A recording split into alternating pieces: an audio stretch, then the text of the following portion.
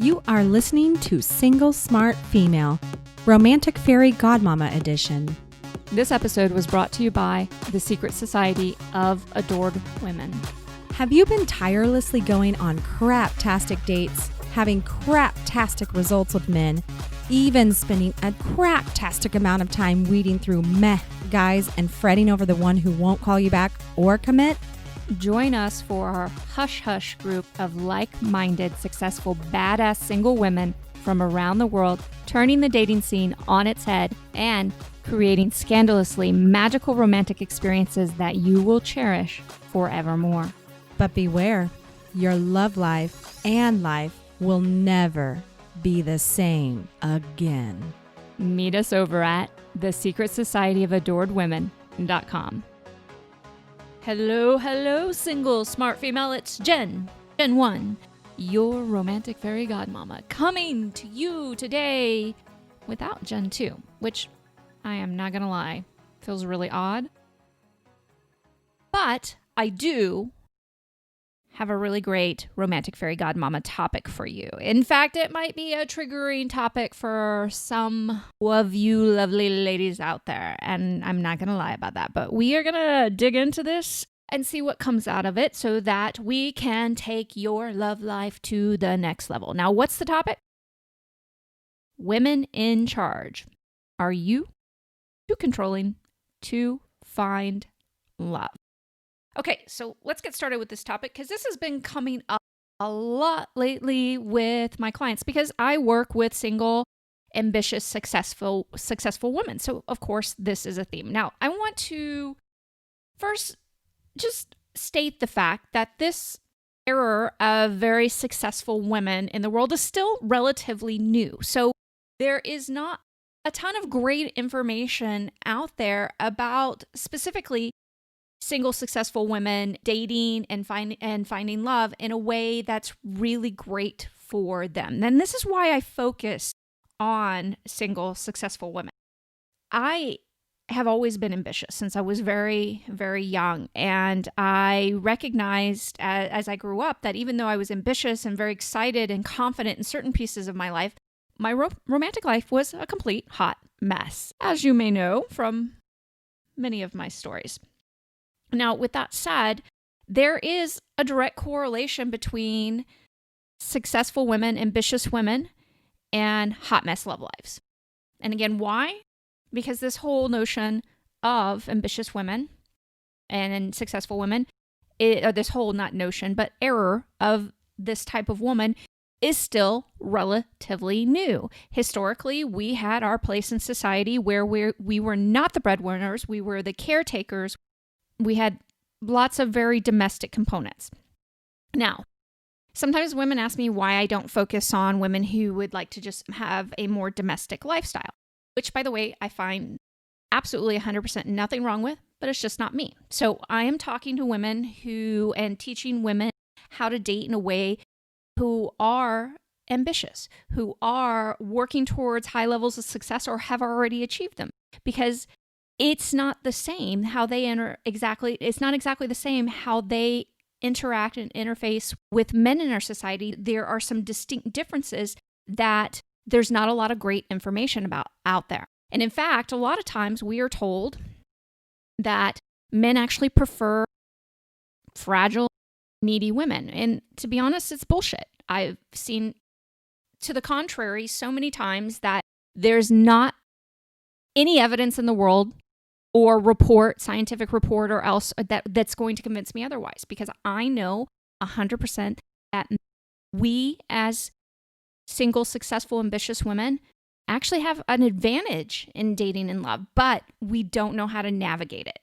And so I want to talk about one of our biggest downfalls today that contributes to the poor navigation of dating and love, and that is control. So let's start with the fact that a woman being in charge is not the same as controlling something. It's control versus being in charge. These are actually two separate ideas. And let me give you an example. The need to control something and to fix the outcome, and to not only fix the outcome, but the method of how to get there is all under the premise of control. Now, pieces of that can actually be good at times, okay? And when you're a woman in charge, you definitely need to know how to strategize. You need to know how to lay out a goal and how to get there and things like that.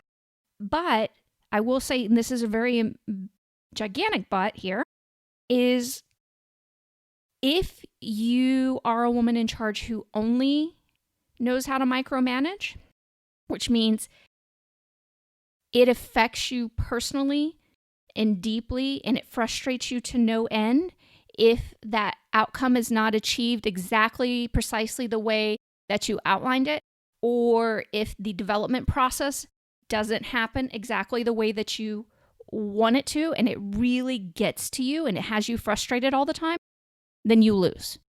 Okay? So what do I mean by this, and why am I speaking to this so much? The truth is, I'm speaking to it because, hey, I used to do it all the time. And I still, at times, have to catch myself from doing it all the time. Now, I also want to tell you before we jump into this that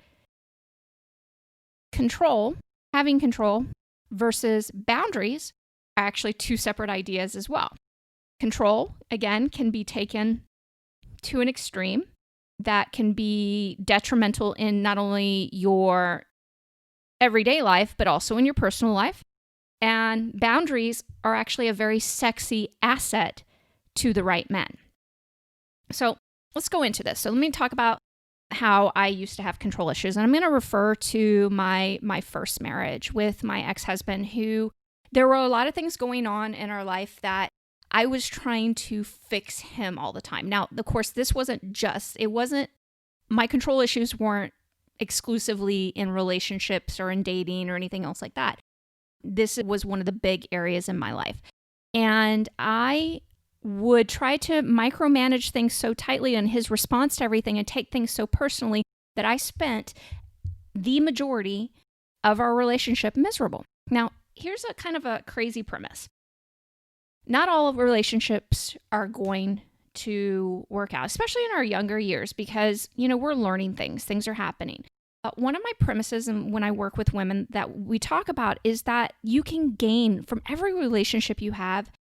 Even if there are bad things that happen, you can still gain so much insight and experience and love, and that almost no relationship, with the exception of a few, was a waste of time. Now, we like to classify that in our head as control freaks because then it's easier for us to process our own missteps and the places that we didn't step up the way that we wanted to, or the failures that we contributed to, or to put the blame all on him. And the truth is that even though you might have been in a relationship with somebody who was truly crappy, but there's still places that we as women, we could still step up. Now, that's not a reason to beat yourself up in your head about everything that's happened in your past. That's not what I'm saying whatsoever. But it is important to recognize that almost every relationship, there are gifts that you got from that relationship, whether it be learning, whether it be there was love for a period of time. And even if the end result was crap, that doesn't eliminate all the good stuff. Okay, let me repeat that. That's really, really important for you to let set in. Everything that's happened in your life romantically, if the ending was total shit, it doesn't discount all the other amazing stuff. It's still yours. Nobody can ever take that away from you. Okay? Which means today you have permission to take, after you listen to the rest of this episode, take a few minutes and just really enjoy all the goodness you got from all those things. Now, by the way, when you do that, when you're able to appreciate the good moments, no matter what the end result was, you're setting yourself up for an infinite amount of more good moments. Really, truly important for you to let sink in. Okay? Now, why? Because what we end up doing, not only do we micromanage things at work and our friendships and all that other stuff, we end up micromanaging these relationships. And the reason we truly do these things is because we're afraid of surrender. Surrender in society has, specifically with women, has a really bad rap. vulnerability and surrender specifically. Why? Because we've spent a good amount of time now achieving a certain level of success that we've already achieved, and we want to keep going, and we're afraid if we surrender, somehow all that just magically evaporates. And we couldn't be more wrong. And in fact, how to keep going to the next step, how to keep going even further, has a lot to do with the ability to surrender, to be vulnerable, and have good boundaries all at the same time. So let's dive into that piece a little, because that's really important. And it's a really hard idea for women to wrap their head around. Now, I'm going to tell you right now that most women, when they come to this podcast, one of two things happens. They either hear what they've really been needing to hear, or they hear what they want to hear. Okay? The second one is not my favorite. Why? Because a lot of women will contort things to satisfy a narrative that they need in their head, or they use it to be angry. And this is also a part of control. So you can even use the process of surrender while you're listening. You may not be comfortable with everything I'm saying right now. That doesn't mean you can't take a step back for a minute, open your heart, and just allow it in to let it percolate. Doesn't mean you're going to keep all of it. You might. I'm a genius. We all know this. And I'm just messing with you. Now, with that said, let's talk about that. So first off, we were talking about women in charge versus control. Being too controlling or having lots of control. Very different thing. Women in charge, it's an important component of our society. We are teaching society in general that we are really competent as women.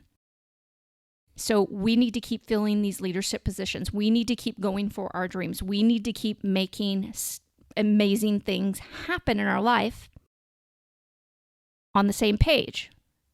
Having to control outcomes all the time and having to control the how-to mechanism of the outcomes is going to leave you feeling depleted and empty, exhausted, and pissed off a lot. All right? Let that sit for a minute. Because now we're going to talk about what that looks like a lot. I'm going to talk about specifically when women come to work with me, some of the challenges that we face together. So, and what this looks like in Mantourage dating specifically. Now, you know a lot of what this looks like at work, especially when you try to micromanage people. Micromanaging people only has short-term benefits. Okay, we know this. The more you micromanage, the more the success of anything depends upon your micromanagement, and that becomes absolutely exhausting, and you never enable people to actually step up and fulfill the real true roles that they're supposed to fulfill. Okay? Now, with that said, though, when it comes to this starts to bleed into your dating life. It starts to bleed into your relationship. Specifically with me, it was always me trying to control my ex-husband, not my current husband, my ex-husband's reaction to everything. And if it didn't line up with the exact way that I thought it should, then he was the enemy and I was the victim.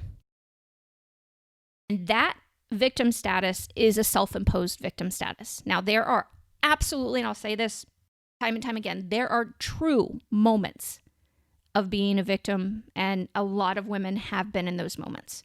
Sexual assault, rape, physical abuse, emotional abuse, things like that. But I want to talk about something that's very personal. So one of the reasons that brought me here and watching relationships and my own personal relationships and all the things that I've experienced is watching the dynamic between my mother and my father, okay? My father, if you looked from the outside, it looked like my father was the cause of everything. Like all of the relationship problems were on my father. But if you were actually inside that home, you realized, then you could see firsthand that she was, as much as I love my mother and God rest her soul, she was instigating a lot. She was instigating so much. And she was trying to control things that were making her miserable. And even though she'd had some really victim moments, she had some big victim moments in her life. My mother was abducted and raped when I was very young. And she had been physically abused by by her father from an alcoholic father, things like that. She'd had some really serious victim moments in her life. She would run back to victim status on things that she would initiate, okay? And that she would instigate and that she would start because she was uncomfortable with any level of not having control. And so it would infuriate her to lose control. And then she would step into these moments with my father. And not that my father was an angel in any of this situation, but it was important to recognize how important we are as women and to really draw a clear line between when we are a victim and when we are actually setting other people up to hurt us.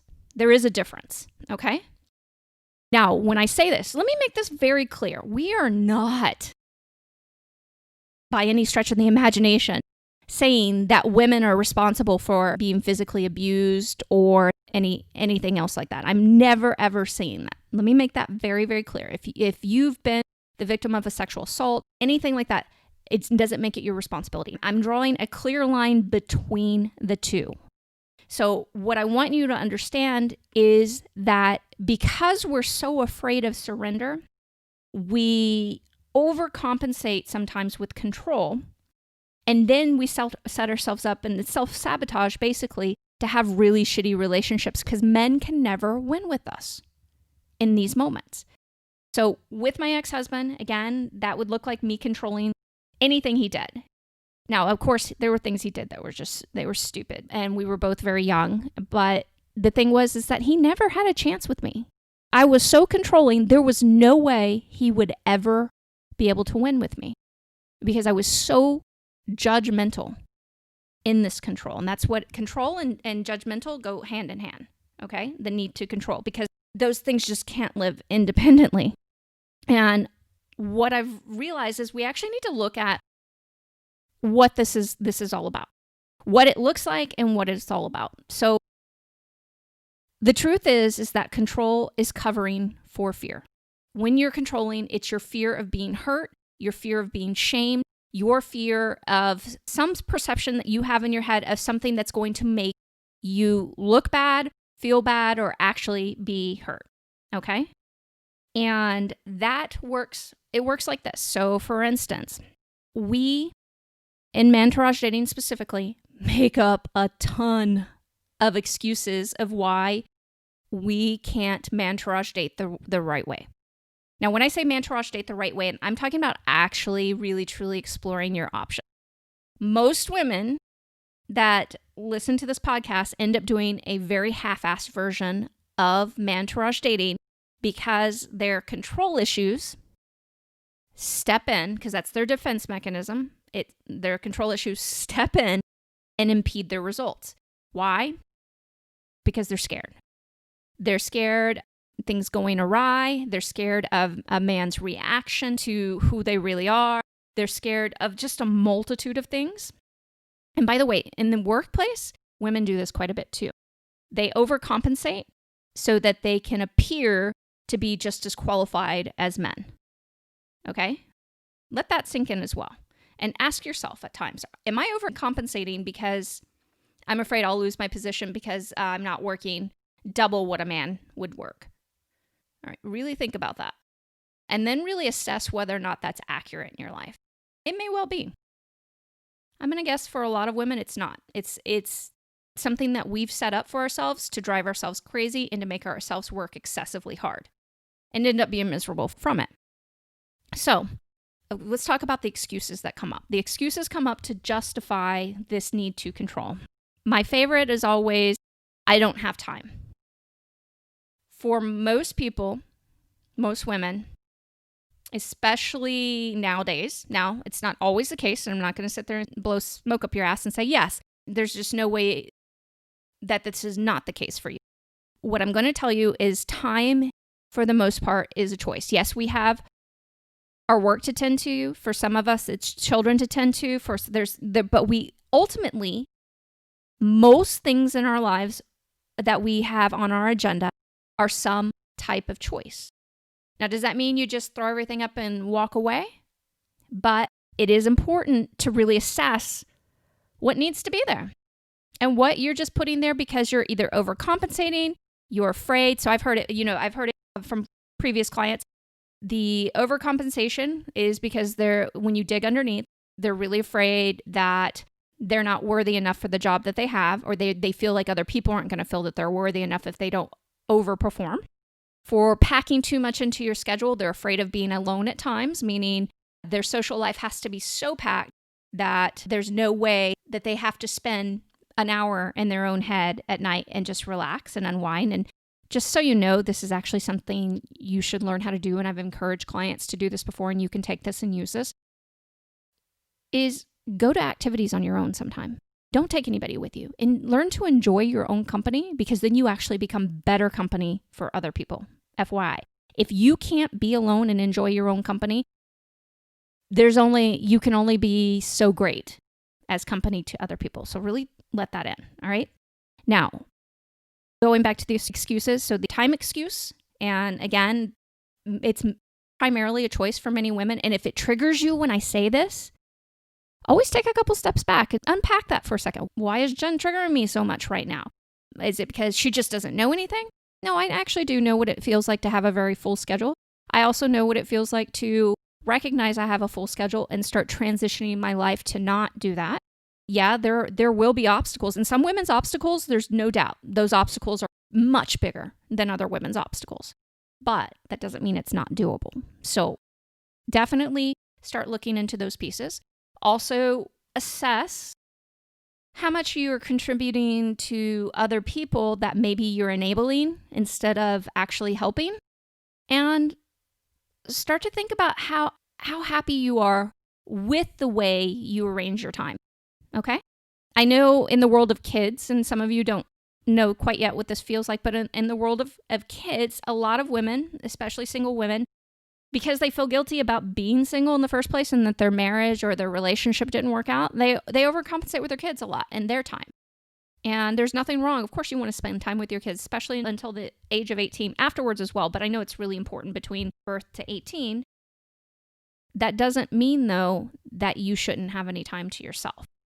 And that's the other thing. So I want to make it very clear. Mantourage dating done right, which is what I help a lot of women do when they come and they work with me, is arrange things. Yeah, you're going to eliminate some unnecessary pieces of your life that aren't really fulfilling you. But Mantourage dating done right isn't overwhelming. This isn't about a mass amount of men that you were dating. Now, I talk about the 10 that I was quote unquote dating. And I say quote unquote because I wasn't actively dating all of them at the same time. Okay? Mantourage dating is actually very manageable. But a lot of women set up a lot of ideas about Mantourage dating in their head because of the control issues, because they're defense mechanisms. These are the mechanisms that are protecting them so that they never have to get hurt. But the truth is that you're hurting yourself more the more you protect yourself. Okay? A heart that never loves, a life never lived, and joy never experienced, and incredible sex or that first kiss or all those things because you're afraid that it might go awry, that's not a life. And remember, you're a single, successful, ambitious woman. Okay, you want to grab life and suck the hell out of it. Suck all the goodness out of it. Okay? And that includes in romance too. Mantourage dating is actually the best opportunity to truly experience life and love and learn who you really are, especially in reference to men. This is where you're going to learn where your true power is. That's why when women work with me, they come out feeling so much more powerful in the rest of their lives, because the big elephant in the room is how scared women are of men. And I'm talking about ambitious women, successful women. They're still they might, pay lip service to how men don't scare them, but they're all, especially romantically, scared shitless of men. So, what do you do with all this? How do you stop covering the fear with your control?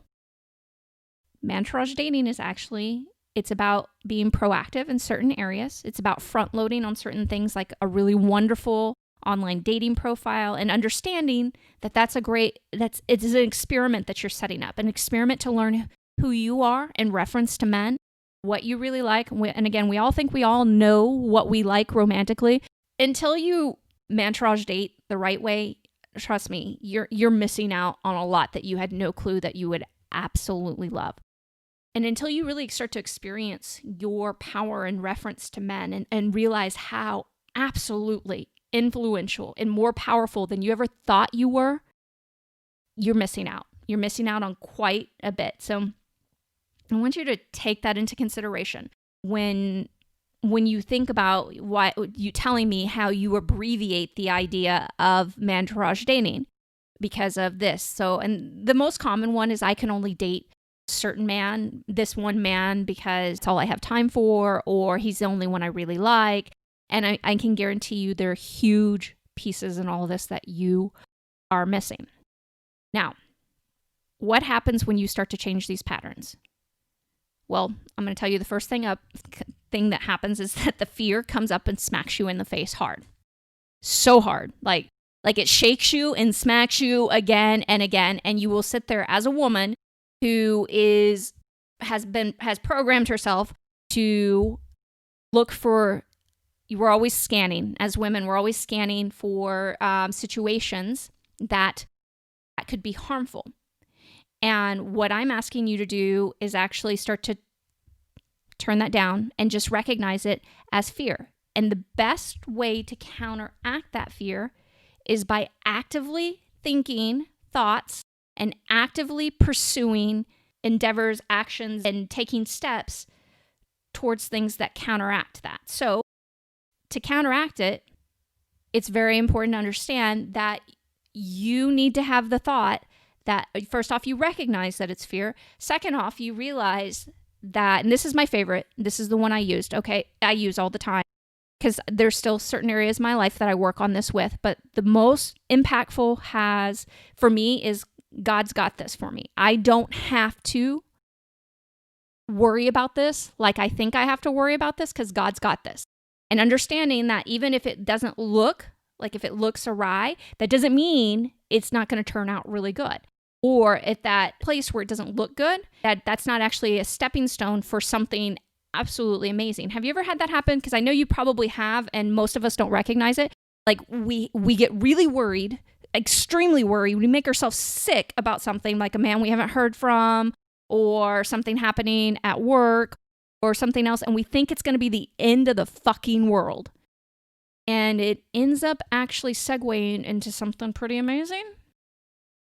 You may not have recognized it, but I can guarantee that's happened in your life. And that happens quite a bit because we think, again, as control freaks, we think that the how we get there is always as important as the thing that we're desiring. I'm going to contradict myself here in a moment about that. And the truth is, as you're surrendering and releasing control and you're using things like the universe has got this for me. Now, if you don't believe in a higher power, I suggest you find an idea that you can, for instance, I like universe, I use God. You can use whatever your higher power is. And if you don't have a higher power, you can use something like nature or something else. I want you to emotionally lean into something. When you feel like it's just you against the world, and it's not really, to be honest, no matter if it feels like it, doesn't mean that it is. You still have something bigger than you going on. Now, regardless of what you want to call it, I'm going to encourage you to lean into it and over again and say, even though I'm fearful, the universe has got this.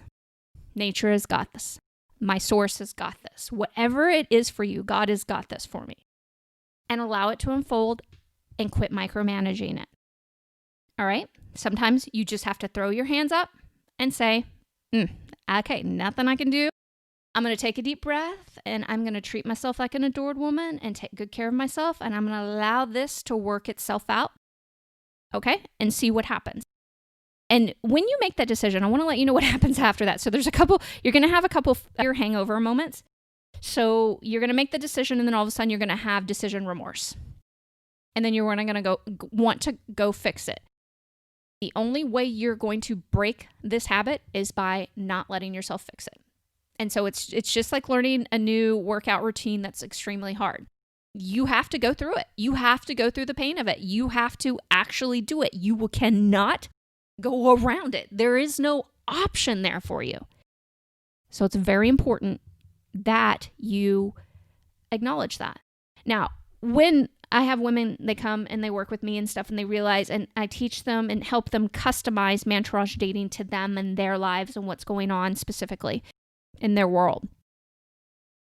I actually say kind of the flip of what we're talking about, because the Mantourage dating system's actually, since it's about surrender, since it's about vulnerability, there's a lot of front loading in it, but there's a point where things starts to switch, and it's really about enjoying the journey.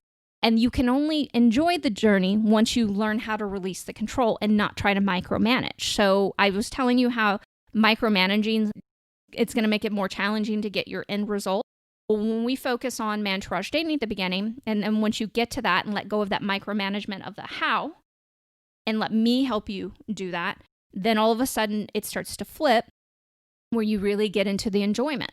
The more you allow yourself to enjoy the process, allow things to unfold, the better the destination piece ends up being. Why? Because you know how to enjoy now. You know how to take in pleasure, things that so many women can't do because they're so focused on controlling, okay? And when you're controlling, you're not enjoying. Now, there are certain moments of being in control and being a woman in charge that, yeah, are absolutely, we all know, really delightful. But if that's the only energy you're working in, A, there's no space for men in your life, because as soon as they get in there, you're going to start fault finding with them and eventually kick them completely out. And B, you're going to exhaust yourself, because we as women are also meant to receive. And it's okay to be proactive, productive, all that good stuff, and to do things and conquer things, all those things. But there's a receiving that you need to learn. And when you're a control freak, there's no way to learn it. So I'm going to encourage you to really take some steps back from this. And if you're one of those women who use this control freak nature because you've decided it's because you provide high quality in your work and your service and things like that, I want you to recognize how judgmental you're being towards yourself, and how judgmental you're being towards other people in your life, and how judgmental you probably are being towards the men in your life. And understand that high quality isn't necessarily a product of that being judgmental. You can still high quality and accepting yourself where you're at, caring about yourself, caring about other people, allowing the process to unfold. They can coexist with each other. It's really important for you to allow that thought to start to sink into your life. Now, there's one last piece of this that I want to talk to, because we were talking about how exhausting it is to micromanage and control, especially in your love life as well, on top of this, what you're already doing at work or in your business. Because we're not recognizing how exhausting that is, for A, not giving people and men their full potential in your life because there's not space when you're micromanaging them. But the exhaustion part for a lot of women actually leads to, finally you'll meet a guy, you're really attracted to him, and it leads to a feeling of desperation because you feel like you'll never feel that way again. And the reason why you don't feel that way is because there's no space for you to feel that way, or a very, very small space for you to be that way, feel that way. So that means your boundaries go down because you're so afraid he's going to run away. And as soon as your boundaries go down, at some point he does run away. Okay? High quality men are not attracted to women with no boundaries. And if you have exhausted yourself by micromanaging, by forcing control, by not practicing letting go, even though it's extremely uncomfortable at times, you are going to either push him away by too much control and not giving him space in your life, or by exhausting yourself and then giving him free reign, which, when I say free reign, I'm talking about having no boundaries, because boundaries are sexy. Now, I do have a free class you can take on boundaries that you could check out at datingboundaries.com. I want you to sit with all of this information today and really chew on it. Also, if at any point you decide to come to work with me, recognize before we even work together that it is absolutely imperative that you learn to start surrendering. And that first piece starts with me. Okay, so I do have women in the type of women that come to me, and they really can mute their results with this control. And if you are willing to go to a place and learn how to surrender, which is one of the reasons why Secret Society is so effective, is because women come to me and they're in a group of women where they can learn how to surrender in a very safe setting. Then you can learn how to do it with men that doesn't make you crazy.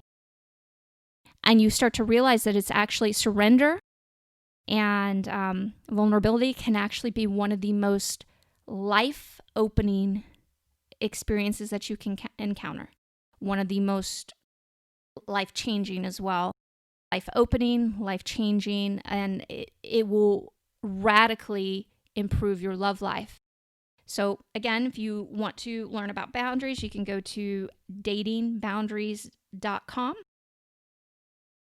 And I want you, again, to sit with all of this information today, take it in, enjoy it, start to practice this week, letting go.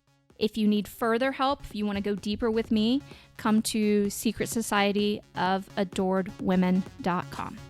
I'll see you there. And now it's time for today's final thought. Surrender, vulnerability, plus boundaries will improve your love life in ways that you never imagined possible.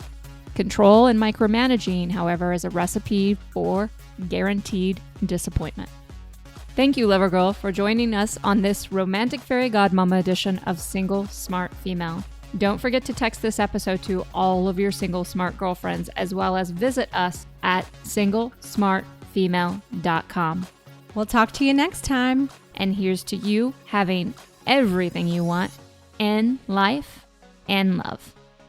This episode was brought to you by the Secret Society of Adored Women. Have you been tirelessly going on craptastic dates, having craptastic results with men, even spending a craptastic amount of time weeding through meh guys and fretting over the one who won't call you back or commit? Join us for our Hush Hush group of like-minded, successful, badass single women from around the world, turning the dating scene on its head and creating scandalously magical romantic experiences that you will cherish forevermore. But beware, your love life and life will never be the same again. Meet us over at thesecretsocietyofAdoredWomen.com.